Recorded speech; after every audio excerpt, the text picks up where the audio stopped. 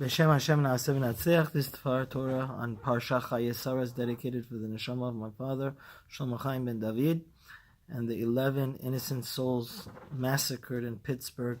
Hashem Yenakem Damav. We need Mashiach now more than ever. There's so much pain and senseless hatred in the world. Today I wanted to talk about a fascinating thing.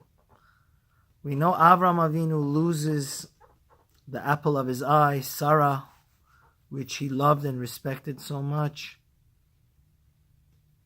It was not only his wife, it was his niece. And he comes to bury her. And he deals with this interesting figure in the city of Hebron, which is the second holiest city for the Jews, called Ephron in Hebron. And the Rabbanu Yona says something mind-boggling, really impossible to understand. He says this episode of Avraham burying Sarah was the 10th and most difficult test God gave Avraham. We know that it's a dispute amongst the Rishonim, Maimonides, Rashi, the Rabbanu Yona. We know that Avraham was tested 10 times. Most commentaries say that the 10th test was, like I explained last week, the binding and the sacrifice of Isaac. But Rabbanu Yona says, no, the 10th, the climax, the most difficult test that Avraham had in his life was to buy and bury Sarah. So Rav Dessler, I heard this from my friend, he's bringing such an important idea. What was the test? Rav Dessler explains. It says, we know Ephron was a person that the Pirkei Avot says we shouldn't be like Ephron. We should be like Avraham. Emor ma'at va'aseh harbe. Say a little and do a lot. Ephron was the polar opposite. He was like a used car salesman. He was a sneaky traitor and trickster. He first offered the burial spot to Avraham for free, and then in the end he overcharged him. He got 400 golden coins. So the test of Avraham was when you deal with a lowlife, somebody that you know is trying to stab you in the back and really take advantage of you. Do you stoop to his level?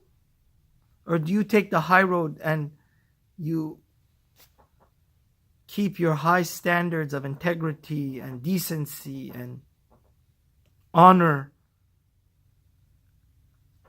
and to be normal and civil and high class?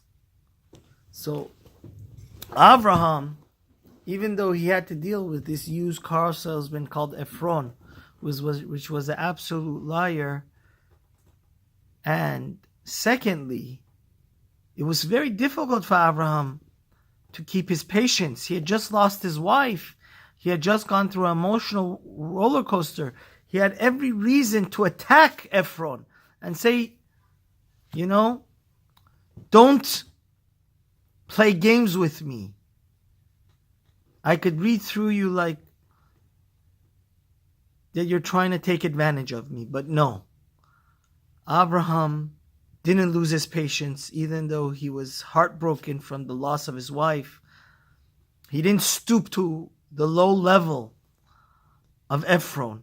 And this is a big thing.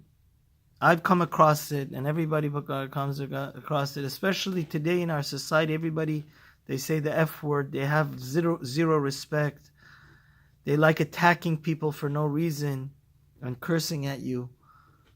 But let us be like Avraham. We have to be godly and angelic and not stoop down to the people's level. Even though Avraham had every reason to attack Ephron.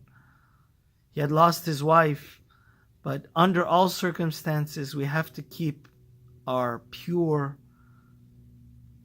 and wonderful language, never say foul language, never curse at people, even though we're inside heartbroken.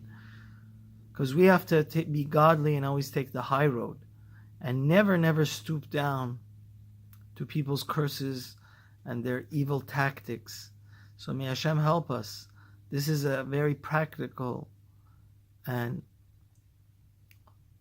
test that comes along our way, I'll think almost on a daily or weekly basis. But let's be like Avraham, honorable and dignified. And in that merit, may we see Mashiach very soon, because we need him so desperately. Amen.